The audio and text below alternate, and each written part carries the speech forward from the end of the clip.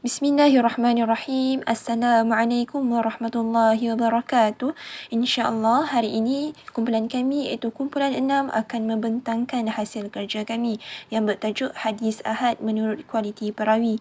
Jadi kumpulan kami terdiri daripada 5 orang, iaitu yang pertama Nur Farhana binti Ibrahim, yang kedua Nur Aisyah Humairah binti Syed Mazlan, yang ketiga saya sendiri Nur Masyitah binti Yahya, yang keempat Nur Syafiqah binti Kamaruzaman, dan yang kelima Rabiatul Adawiyah binti Musa.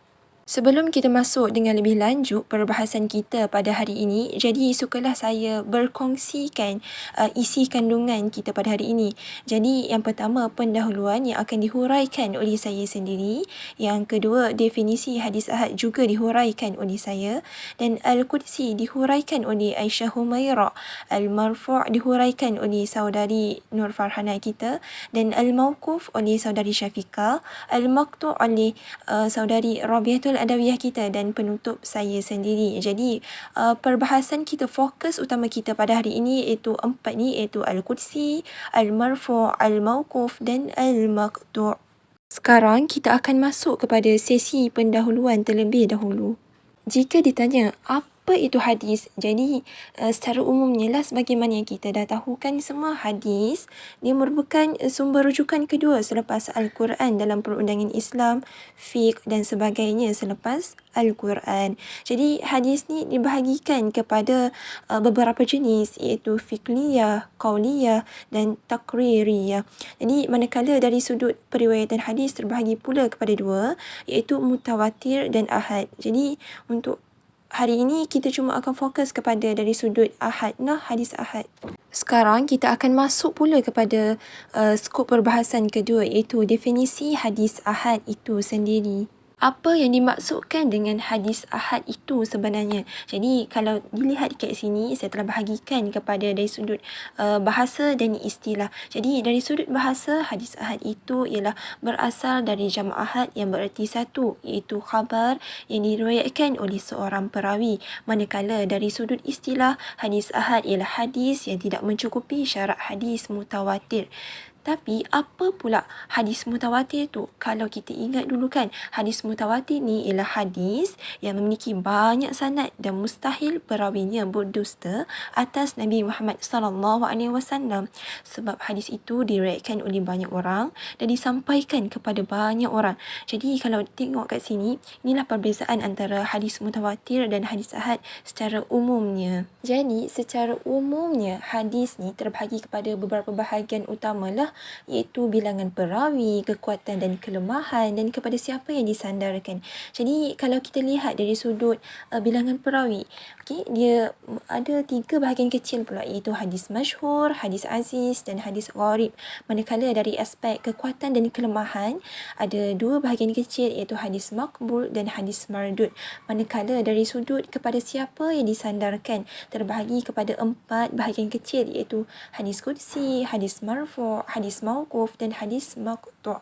Jadi fokus utama perbahasan kita pada hari ini iaitu hadis ahad dari sudut kepada siapa yang disandarkan, iaitu 4 bahagian kecil inilah yang akan dibahaskan oleh kawan-kawan saya sendiri nanti. Seterusnya kita akan teruskan dengan bahagian hadis Al-Qudsi.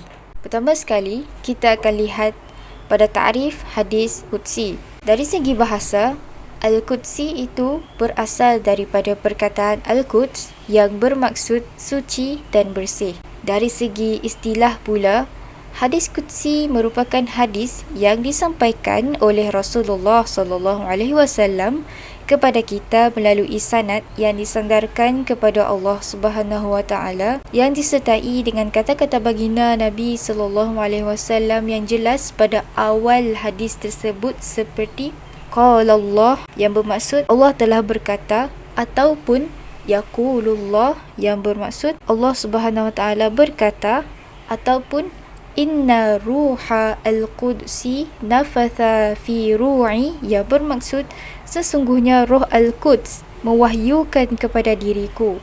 Ini maksudnya adalah Hadis Qudsi ini ialah sesuatu yang diberitakan Allah Subhanahu Wa Taala kepada Nabi kita, Nabi Muhammad sallallahu alaihi wasallam dengan ilham ataupun mimpi. Kemudian Nabi Muhammad sallallahu alaihi wasallam menyampaikan berita itu dengan ungkapan baginda tersendiri. Maka terbentuklah hadis Qudsi. Berdasarkan istilah tadi, maksudnya adalah hadis Qudsi ini ialah sesuatu yang diberitakan Allah Subhanahu Wa Taala kepada Nabi Muhammad sallallahu alaihi wasallam melalui ilham ataupun mimpi. Kemudian baginda Nabi sallallahu alaihi wasallam menyampaikan berita itu dengan ungkapan-ungkapan baginda sendiri. Maka terbentuklah hadis Qudsi. Okey, seterusnya kita lihat kenapa hadis Qudsi ini dinamakan sebagai hadis Al-Qudsi. Okey, hadis Qudsi ini dinamakan sebagai hadis Al-Qudsi kerana hadis tersebut disandarkan kepada zat yang suci, iaitu Allah Subhanahu Wa Taala yang suci daripada apa yang tidak layak baginya. Okey, dengan erti kata yang lain, hadis ini dinamakan Al-Qudsi disebabkan ia dijadikan penghormatan dan juga ingatan kepada kita bahawa sandaran kepada hadis ini adalah Allah Azza wa Jalla. Hadis Qudsi ini juga dinamakan sebagai hadis ilahi, iaitu dinisbahkan kepada Al-Ilahu, dan juga dikenali sebagai hadis Rabbani yang dinisbahkan kepada Rabb Azza wa Jalla. Seterusnya kita lihat kepada hukum hadis Qudsi. Hadis Qudsi ini boleh menjadi sahih mengikut kewujudan syarat-syarat sahih. Berkemungkinan juga boleh menjadi hasan mengikut syarat-syarat hadis hasan yang ada, dan juga berkemungkinan ia adalah dhaif jika tiada salah satu daripada syarat hadis sahih. Seterusnya kita akan lihat kepada contoh-contoh hadis Qudsi beserta dengan hukumnya. Pertama sekali kita akan lihat hadis Qudsi yang hukumnya sahih. An Abi Hurairah radhiyallahu anhu qala qala Rasulullah sallallahu alaihi wasallam qala Allah azza wa jalla idza hamma 'abdi bisayyi'atin fala taktubuha alaihi fa in amilaha faktubuha sayyi'atan wa idza hamma bihasanatin falam ya'malaha faktubuha hasanatan fa in amilaha faktubuha ashran. Daripada Abu Hurairah radhiyallahu anhu, dia berkata, Rasulullah sallallahu alaihi wasallam bersabda, Allah Azza wa Jalla berfirman, apabila seorang hambaku berkeinginan untuk melakukan sebuah keburukan, maka jangan ditulis dia telah melakukan keburukan tersebut. Apabila dia melakukan keburukan tersebut, maka tulislah satu keburukan. Dan bila berkeinginan untuk melakukan sebuah kebaikan namun belum mengamalkannya, maka tulislah satu kebaikan. Apabila dia mengamalkannya, maka tulislah kebaikan tersebut 10 kali lipatnya. Dalam hadis ini kita boleh lihat pada awal hadis Rasulullah SAW akan menyebut qala Allahu azza wa jalla. Ini menunjukkan hadis ini merupakan hadis Qudsi. Dan hadis ini hukumnya sahih kerana hadis ini mempunyai sanad yang bersambung dan diriwayatkan oleh perawi yang adil, dhabit dan selamat daripada syaz dan juga kecacatan. Hadis ini juga merupakan hadis sahih riwayat Bukhari dan Muslim. Kita lihat contoh yang seterusnya, iaitu hadis Qudsi yang berstatus hasan gharib. An Abi Hurairah radhiyallahu anhu an-Nabi sallallahu alaihi wasallam qala inna Allah ta'ala yaqulu ya ibna Adam tafarragh li ibadati amla sadraka ghinan wa asutta faqraka wa illa taf'ala mal'atu yadayka syughlan walam asutta faqraka.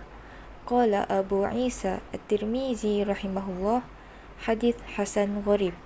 Maksudnya dari Abu Hurairah radhiyallahu anhu bahawa Nabi sallallahu alaihi wasallam bersabda, sesungguhnya Allah Taala berfirman, wahai anak Adam, dedikasikanlah secara penuh hidupmu untuk beribadah kepadaku Nescaya aku penuhi dadamu dengan kekayaan dan aku tutup kefakiranmu. Bila kamu tidak melakukan hal itu, maka aku penuhi tanganmu dengan kesibukan dan aku tidak menutup kefakiranmu.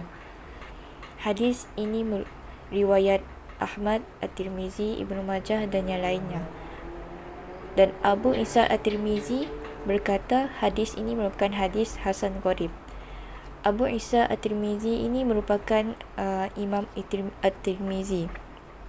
Dalam ini istilah Hasan Gharib bermaksud baik secara sanadnya dan tak dikenali disebabkan kerana salah seorang perawinya meriwayatkan hadis tersebut seorang diri.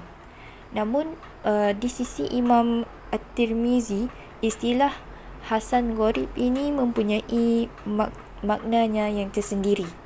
Seterusnya kita akan lihat kepada istilah Hasan Gharib di sisi Imam At-Tirmizi.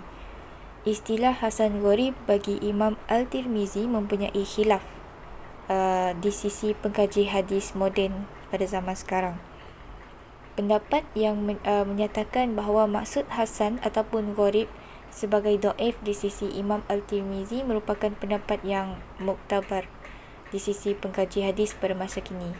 Maknanya kebanyakan pengkaji hadis pada masa kini lebih memilih lebih bersependapat bahawa Hasan Gharib yang dimaksudkan oleh Al-Tirmizi ialah dhaif, sebagaimana pendapat yang dikeluarkan oleh Syekh Abdul Aziz Al-Tarifi, Syekh Abdullah bin Abdul Rahman Al-Sa'ad dan Syekh Dr. Bashar Awad Ma'ruf.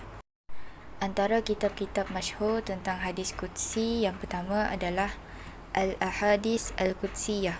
Kitab ini merupakan karangan sekumpulan ulama dari Universiti Al-Azhar dan dalam kitab ini dikumpulkan sebanyak 400 hadis dengan sanadnya daripada Muwatta' Al-Imam Malik dan Al-Kutub Al-Sittah. Kitab yang kedua adalah Al-Arba'un Al-Qudsiyah, merupakan karangan Abu Al-Hasan Nur Al-Din Ali bin Sultan Muhammad Al-Harawi yang dikenali dengan Mula Ali Al-Qari. Yang ketiga adalah Min Sihah Al-Ahadith Al-Qudsiyah, yang merupakan karangan Syekh Muhammad Awwamah. Dalam kitab ini dikumpulkan sebanyak 100 hadis dan syarahnya. Kitab yang seterusnya adalah Al-Ahadis Al-Qudsiyah fi Al-Kutub Al-Sittah Jama'an wa Dirasah. Kitab ini merupakan karangan Dr. Abdul Al-Aziz Mukhtar Ibrahim Al-Amin dan mengandungi 178 hadis yang dikumpulkan oleh penulis daripada Sahih Al-Bukhari, Sahih Muslim, Sunan Abu Dawud, Al-Tirmizi, Al-Nasai, Ibnu Majah dan ditakhrijkan hadis secara ringkas.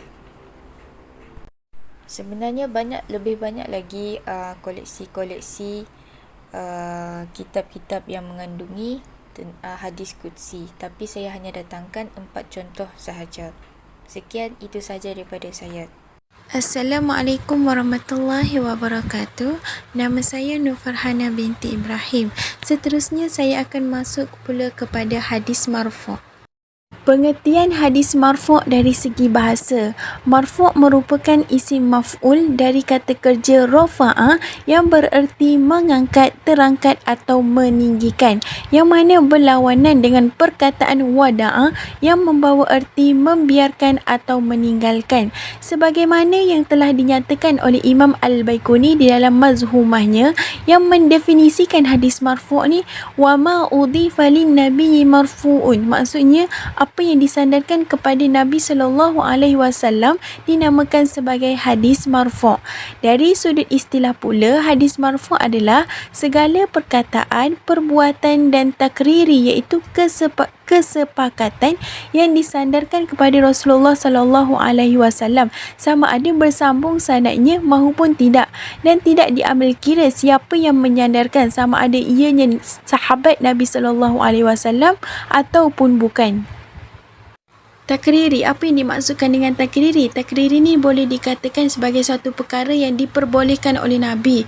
Contohnya, apabila sesuatu perkara tu dilakukan oleh sahabat Nabi dan perbuatan tersebut tidak pernah diperintahkan untuk dilakukan ataupun dilarang oleh Nabi. Namun begitu Nabi tahu perkara tersebut berlaku, akan tetapi Nabi hanya diam dan tidak melarang, maka perbuatan tersebut diperbolehkan. Dan perbuatan Nabi dalam bentuk mendiamkan diri dan tidak melarang disebut sebagai takrir. Dinamakan sebagai hadis marfu' ini adalah kerana ia disandarkan kepada orang yang memiliki darjat tertinggi dan kedudukan paling mulia. Jadi kesimpulannya di sini, hadis marfu' ni adalah segala sesuatu yang bersumberkan dari Nabi SAW, sama ada dari sudut perkataan, perbuatan atau takrir, dan penyandarannya dilakukan oleh sahabat atau tabi'in. Berdasarkan maksud hadis marfu' dari sudut istilah yang telah diterangkan sebelum ini, dapat dilihat bahawa hadis marfu' ni boleh dipecahkan kepada 3, iaitu marfu' qauli, marfu' fi'li dan marfu' takriri.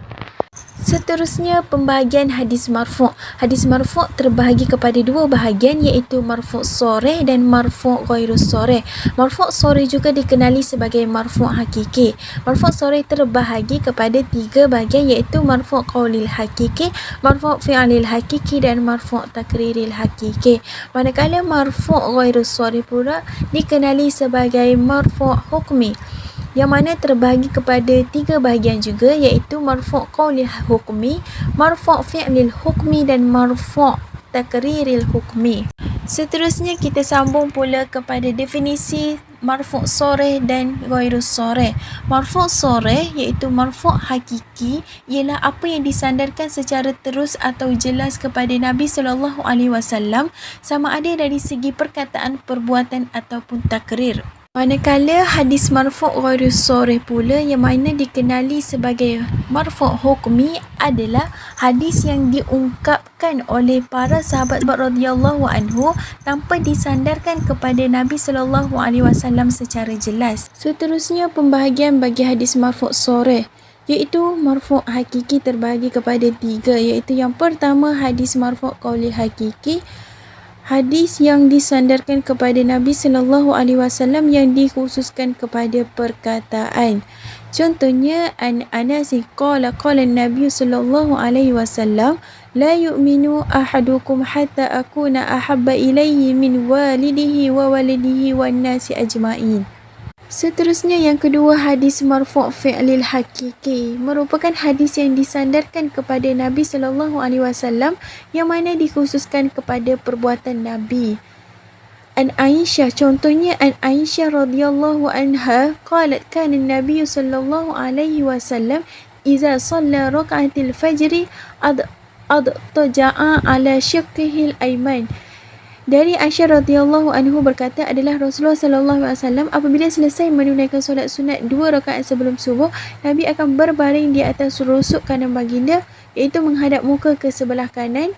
Hadis ini berbeza dengan hadis yang pertama, yang mana Aisyah menceritakan tentang perbuatan Nabi Muhammad sallallahu alaihi wasallam, bukan perkataan baginda. Kemudian yang ketiga adalah hadis marfu' takrir hakiki, merupakan hadis yang disandarkan kepada Nabi yang menjelaskan mengenai perbuatan sahabat yang dilakukan di hadapan Rasulullah sallallahu alaihi wasallam tanpa mendapat pandangan daripada baginda, sama ada Nabi itu menyetujuinya ataupun melarangnya. Contohnya, hadis yang menceritakan tentang hukum memakan dop, iaitu biawak pada pasir, di mana Nabi melihat sahabatnya Khalid bin Walid telah memakan dop. Hadis ini diriwayatkan oleh Imam Muslim. Seterusnya, hadis marfu' ghairus sharih. Ianya juga terbahagi kepada 3 bahagian. Yang pertama, hadis marfu' qaulil hukmi adalah hadis yang tidak disandarkan kepada Rasulullah sallallahu alaihi wasallam secara jelas, dan marfu'nya hadis tersebut dapat diketahui kerana adanya qarinah, iaitu keterangan yang lain yang menunjukkan bahawa hadis tersebut adalah berasal daripada Nabi sallallahu alaihi wasallam. Yang kedua, hadis marfu' fi'lul hukmi. Hadis marfu' fi'il hukmi adalah hadis yang menjelaskan tentang perbuatan sahabat yang dilakukan di hadapan Rasulullah sallallahu alaihi wasallam atau pada zamannya. Jika dalam hadis tersebut tidak ada penjelasan bahawa perbuatan sahabat itu dilakukan di hadapan atau di zaman Rasulullah sallallahu alaihi wasallam, maka hadis tersebut bukanlah hadis marfu', tetapi ianya merupakan hadis mauquf. Itu adalah pendapat jumhur ulama. Sedangkan pada pendapat sebahagian ulama yang lain, walaupun tidak dijelaskan ianya berlaku di hadapan ataupun di zaman Rasulullah sallallahu alaihi wasallam, tetapi hadis tersebut sifatnya umum, iaitu tidak dilakukan secara sembunyi-sembunyi, maka hadis tersebut tetaplah dikira sebagai hukum marfu'.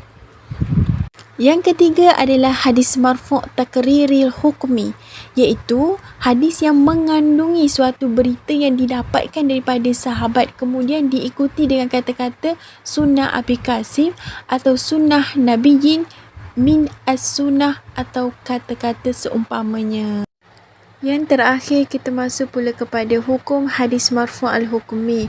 Para ulama telah berbeza pendapat dalam meletakkan hukum bagi hadis marfu' hukmi ini kepada beberapa pendapat. Pada pendapat jumhur ulama, mereka berpendapat bahawa hadis marfu' al-hukmi ini adalah hadis marfu'. Yang kedua adalah pendapat daripada mazhab al-Zahiriyah dan juga Imam al-Haramain yang berpendapat dirinya tidak marfu'. Yang ketiga adalah pendapat Imam Al-Sam'ani yang berpendapat bahawa hadis marfu' al-hukmi ini adalah tawakuf. Dan yang terakhir adalah daripada sahabat yang besar yang berpendapat bahawa hadis marfu' al-hukmi ini adalah hadis marfu'. Manakala jika ianya datang daripada selain daripada sahabat-sahabat yang besar, maka hukumnya perlulah dilihat kembali.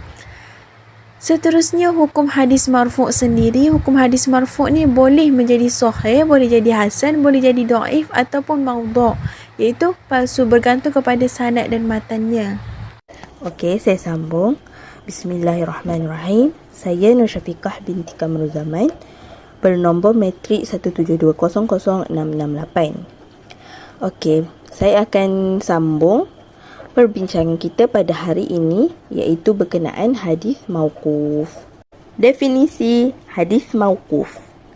Dari segi bahasa, istilah mauquf dalam bahasa Arab membawa makna berhenti atau terhenti. Atas kesinambungan ini, ia dinamakan sebagai mauquf disebabkan perawi hadis telah memberhentikan atau terhenti sanadnya pada sahabat tanpa meneruskan sanad tersebut sehingga kepada Nabi Muhammad sallallahu alaihi wasallam. Hadis mauquf dari segi istilah pula ialah hadis yang disandarkan kepada sahabat Nabi Muhammad sallallahu alaihi wasallam sama ada perkataan dan perbuatan, dan sanadnya tidak sampai atau bersambung kepada Rasulullah sallallahu alaihi wasallam. Imam Al-Baiquni di dalam manzumahnya telah memberi definisi hadis mauquf seperti berikut, yang bermaksud apa yang disandarkan kepada sahabat Nabi sallallahu alaihi wasallam daripada kata-kata atau perbuatan, ia dinamakan sebagai hadis mauquf. Okey, saya akan terangkan sedikit tentang definisi sahabat. Sahabat ni ialah orang yang bertemu dengan Rasulullah sallallahu alaihi wasallam lalu beriman dengannya dan mati dalam keadaan beriman kepada Allah Subhanahu wa taala. Menurut Imam Ibnu Salah yang masyhur dalam kalangan ahli hadis, bahawa setiap Muslim yang melihat Rasulullah sallallahu alaihi wasallam maka dia digelar sahabat. Seterusnya, berkenaan jenis-jenis hadis mauquf dan contohnya. Terdapat 3 jenis hadis mauquf. Yang pertama, hadis mauquf qauli, hadis mauquf fi'li, hadis mauquf takriri. Hadis mauquf qauli, ia adalah berbentuk perkataan. Contohnya, sebuah hadis yang bermaksud Ali bin Abi Talib radhiyallahu anhu berkata, berbicaralah kepada manusia sesuai dengan apa yang mereka ketahui. Apakah kalian ingin mereka mendustakan Allah dan Rasulnya?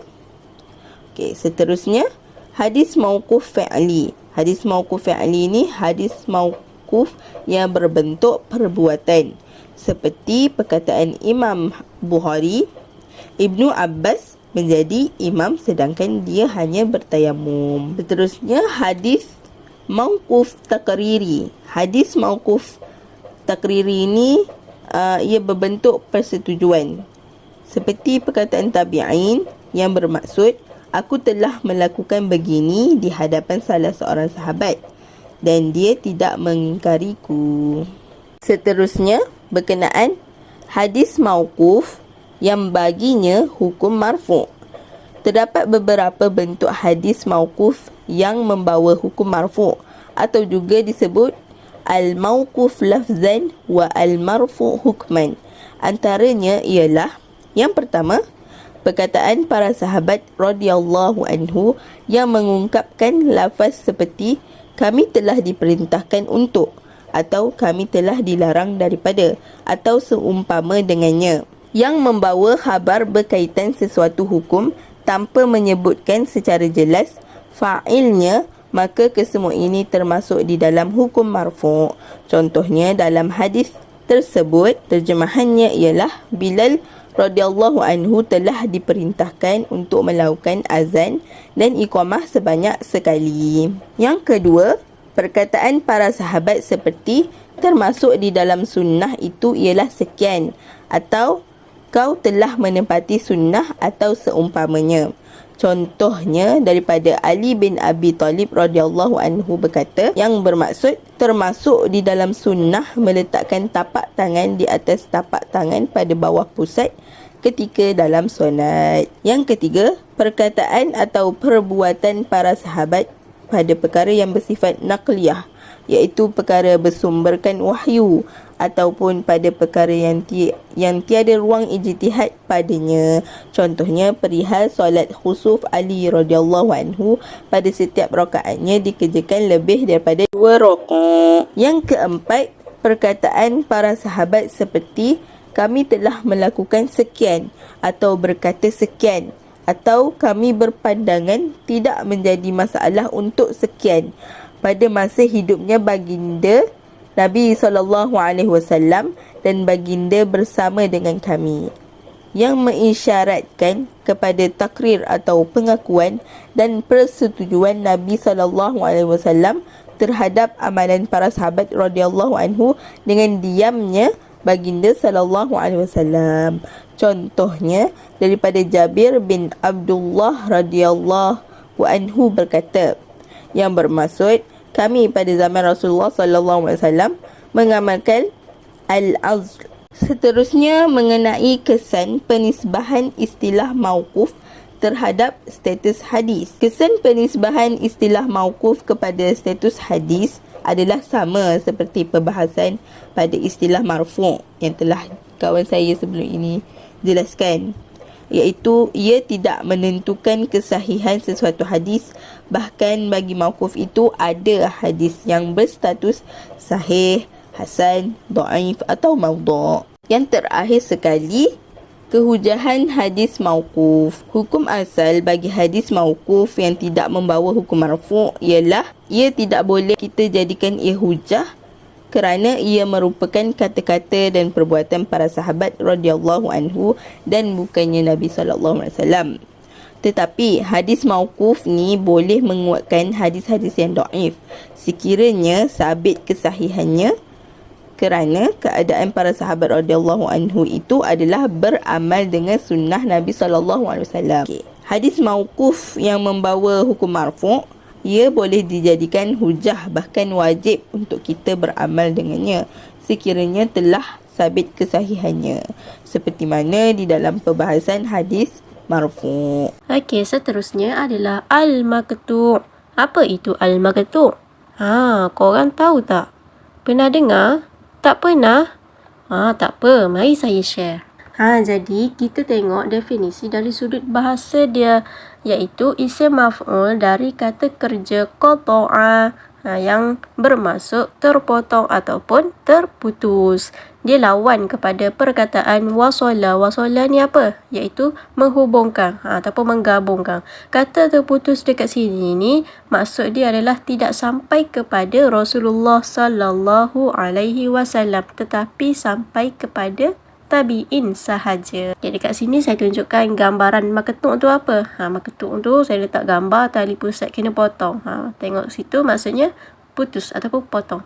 Dan kita tengok pula istilah dari sudut istilah daripada Abdul Majid Khan dalam Ulumul Hadis, beliau ada mengatakan ma udhifa ilayya tabi'i au ma dunihi min qawlin au fi'lin, iaitu sesuatu yang disandarkan kepada seorang tabi'in ataupun orang setelah dia daripada kalangan tabi'in itu juga, kemudian orang setelah mereka lagi, baik berupa perkataan ataupun perbuatan. Tak kiralah perbuatan ke perkataan ke, itu semua dikatakan maqtu'.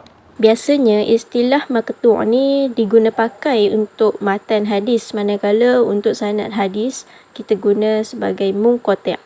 Hadis yang maqtu' ni dia merupakan perkataan tabi'in ataupun orang di bawah dia, dan boleh jadi sanad dia tu bersambung sampai kepada dia, sedangkan munqati' sanad dia tu tak bersambung dan tak ada kaitan langsung pun dengan matan hadis tersebut. Jadi berdasarkan definisi dan penjelasan ini, dapatlah kita faham bahawa segala sesuatu yang disandarkan kepada tabi'in ataupun orang setelah dia, baik perkataan ataupun perbuatan ataupun persetujuan dia sekalipun, jika bersambung sanad dia ataupun terputus, semua tu disebut sebagai hadis maqtu'.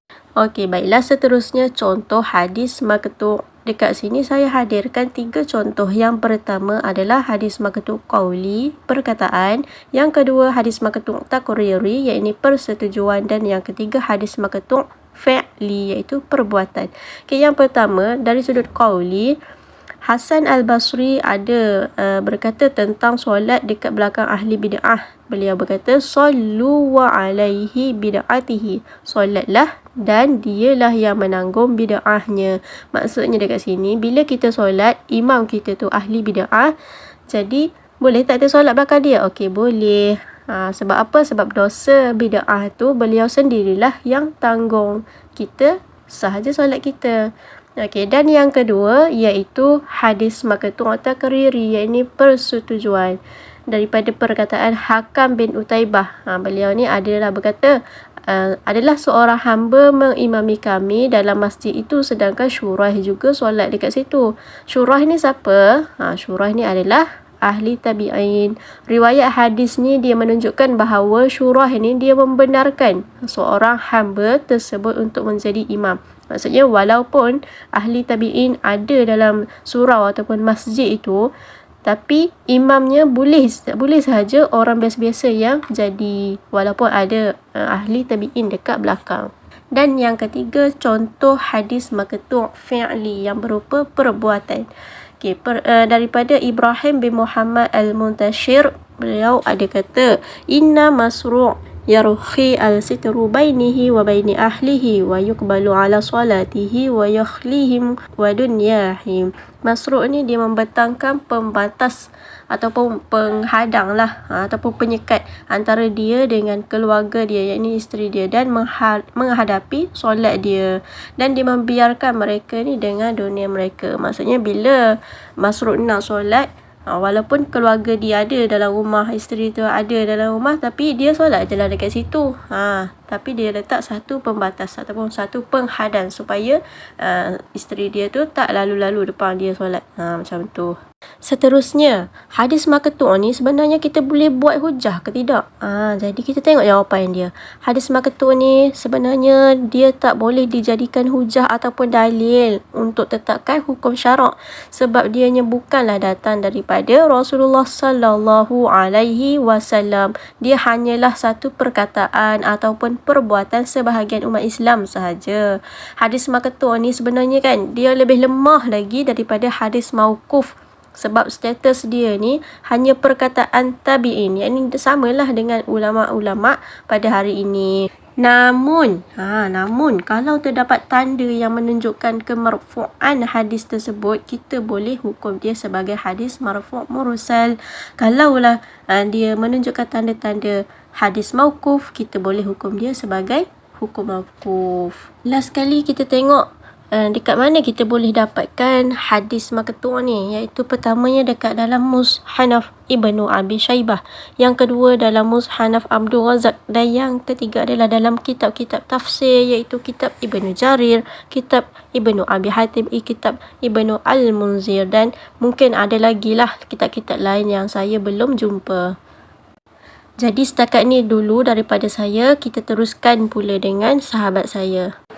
Okey, dengan berakhirnya penjelasan daripada saudari Rabiatul Adawiyah tadi, maka sekarang kita akan masuk pula kepada sesi terakhir kita pada hari ini, iaitu penutup. Sebagai penutup kepada sesi pembentangan kita pada hari ini, jadi sukalah saya untuk merumuskan kembali isi-isi penting pelajaran kita. Jadi kalau dilihat, kita dah belajar kan hadis qudsi, hadis marfu', hadis mauquf, hadis maqtu' dengan lebih lanjut tadi. Jadi saya akan simpulkan dengan secara ringkas telah untuk akhir ni. Okey, jadi hadis qudsi ialah hadis yang diriwayatkan daripada Rasulullah dan kalanya disandarkan kepada Allah. Manakala hadis marfu' ialah hadis yang disandarkan kepada Rasulullah sama ada bersambung sanadnya maupun tidak. Manakala untuk hadis mauquf, hadis yang disandarkan kepada sahabat Nabi sama ada perkataan, perbuatan dan sanadnya tidak sampai atau tidak bersambung kepada Rasulullah. Manakala untuk yang terakhir iaitu hadis maqtu' ialah hadis yang disandarkan kepada tabi'in sahaja dan tidak sampai kepada Rasulullah. Jadi perbezaannya jelas kita dapat lihat pada perkataan yang berwarna merah tu yang telah saya di-highlightkan, yang menunjukkan kepada perbezaan antara keempat-empat hadis ni sendiri. Perbezaan dari sudut nisbah kedudukan pula di antara empat hadis ni, iaitu hadis qudsi, hadis marfu', hadis mauquf dan hadis maqtu', ada kedudukan yang tersendiri, ada nisbah kedudukan yang tersendirilah, iaitu hadis qudsi dia memiliki kedudukan sebagai dalil hadis ini berdarjah sahih atau minimumnya hasan, sama ada hasan li zati maupun hasan li ghairi. Manakala untuk yang kedua ni hadis marfu' juga memiliki kedudukan sebagai dalil. Jadi kedudukan hadis marfu' ni samalah dengan kedudukan hadis qudsi tadi. Dan untuk yang ketiganya hadis mauquf, jadi secara umumnya hadis mauquf ni tidak memiliki kedudukan sebagai dalil kecuali dalam keadaan tertentu. Contohnya hadis mauquf tapi marfu' hukman. Jadi yang keempat ataupun yang terakhir iaitu hadis maqtu' juga tidak memiliki kedudukan sebagai dalil kecuali dalam keadaan tertentu. Contohnya ada keterangan dari perawi dengan perjelasan yarfa'uhu. Untuk sumber rujukan pula, kami telah bersumberkan kepada 12 sumber rujukan yang pelbagai, antaranya daripada buku teks, daripada jurnal, daripada laman web dan sebagainya. Jadi antaranya itu daripada buku teks Pendidikan Al-Quran dan Sunnah Tingkatan 5, dan seterusnya daripada Ulumul Hadis daripada karya Abdul Majid Khan, dan Al-Hadis Marfu' wal Maqtu' wal Mawquf At-Ta'rifu wa Amthilatuh, ni daripada laman web lah. Dan yang seterusnya Al-Mahabbit fi Ulumul Hadis, terjemahan Mifdal Abdul Rahman, dan seterusnya Al-Marfu' min al-Qawli Hukman, hadis marfu' secara hukum dari jenis perkataan ini daripada jurnal As-Salam. Dan seterusnya rujukan daripada Study Hadis Integrasi Ilmu ke Amal Sesuai Sunnah daripada Dr. Zulkifli, dan daripada kitab Taisir Muthana Al-Hadis daripada Syekh Mahmud Al-Tahan, dan seterusnya hadis marfu', mauquf dan maqtu' daripada Warfi Ahmad.